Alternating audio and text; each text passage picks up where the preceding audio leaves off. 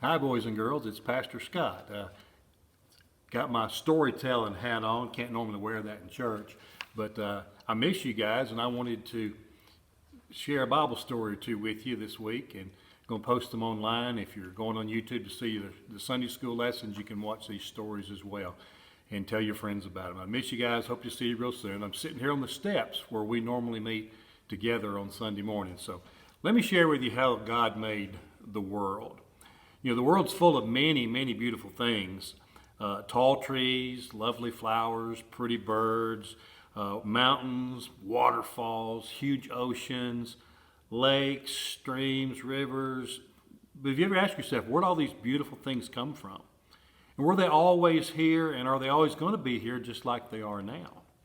Well, the first answer is no, they weren't always here. I mean, long ago, there were no trees, no flowers, no birds, no people. In fact, there wasn't even a world. There was nothing at all but God. And where did God come from, you might ask? Well, God did not come from anywhere, because God has always been there. God did not have to be made, and God never changes. He's always the same. I know sometimes it's hard for us to understand God because we're just creatures that He made, but we can believe what God tells us. And we're happy to have a God who is so great. In that long ago time when there was only God, God decided that He wanted to make a world. The three persons in God worked together. There was God the Father, who thought about what He wanted to make, and God the Son, whom we call Jesus, who was the Word through which everything was going to be made, and God the Holy Spirit, who gave life to the things that were made. Well, when God decided to make the world, He did not need any tools or any materials with which to work. See, because He is God, He could create. And to create literally means to make something out of nothing. God simply said that the world should be, and the world was there. At first, the world was nothing but a huge dark ball. The water and the sky and the land were all mixed through each other. And then God said, "Let there be light." And all at once, it was light. And God called the light day, and He called the darkness night. And that was when time began. Before that, there was no time, but when God made the light, that was the first day. God said next that there should be a sky over all the earth. And at once, it was there. And that was the second day. On the third day, God said that the water should be in one place and the land in another. So God separated the land from the water. He made the brooks, the lakes, the rivers, the great big oceans. He made the dry land with its fields and meadows, its hills and mountains. And God called the dry land earth. Next, God covered the earth with grass. Everywhere flowers began to grow, and God made shade trees and fruit trees covered with every kind of fruit. He made wheat and oats and corn and vegetables of all kinds to grow in the fields. And all these things had their own fruits and their own seeds so that new ones could grow from the old. And that was done. That was the third day. Then God made the sky more beautiful. He made the big bright sun to give light and heat during the day, and the moon to shine at night. He also made thousands of stars to shine in the night. And that was the fourth day. The earth was now a very lovely place, but it was very quiet. That was because there were no living things. So God made fish of all kinds to swim in the water. He made the tiny little minnows to swim in the creeks, as well as the giant whales that live in the oceans. He made hundreds of kinds of fish of every color and every size, and He made the birds to fly through the air. Hundreds of kinds of birds, too. He made the bright flaming cardinal with its cheery song, and even the tiny little hummingbird with its ruby-colored throat. He also made a huge eagle that soars through the air like an airplane.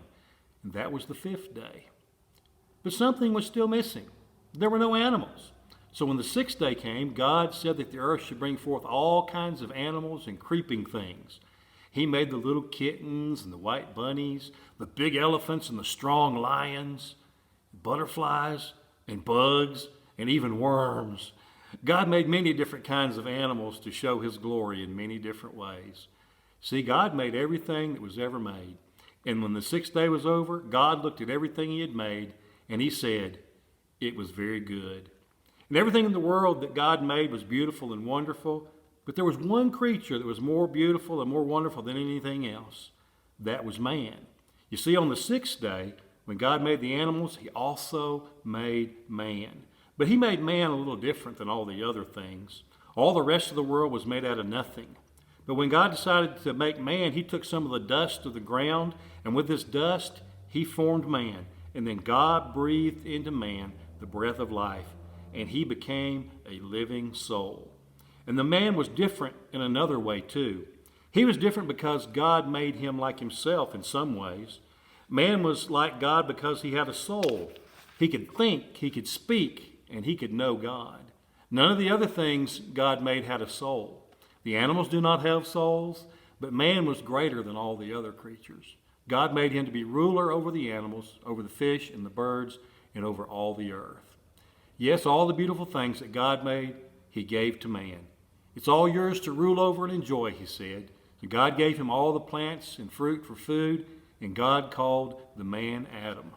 But you know, Adam was lonely at times, and since he was the only living soul, the birds and the animals, they couldn't talk to him. God knew that Adam was lonely, so he said, it's not good that man should be alone, so I'll make him a helper. So one day God caused Adam to fall into a deep sleep.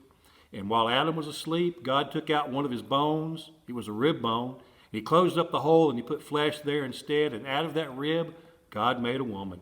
He breathed into the woman and made her also a living soul, just as Adam was. Then God brought the woman to Adam, and he called her Eve. When Adam woke up, there was Eve. He says, I shall call her woman because she was taken out of man. And Adam knew that she belonged to him, and because she was bone of his bone and flesh of his flesh. And God had made her for him. So God made Adam and Eve as a man and woman to live together. They were to be a family. And God promised that he would give them many children. The woman was called Eve because she was going to be the first mother. Aren't you glad that God made all these beautiful things, and the most important, beautiful thing he ever made was man and woman and boys and girls? Boys and girls, I hope you enjoyed that story, and we'll pick up where we left off a little later, and I'll give you another story. Hope to see you soon. God bless you, and have a great day.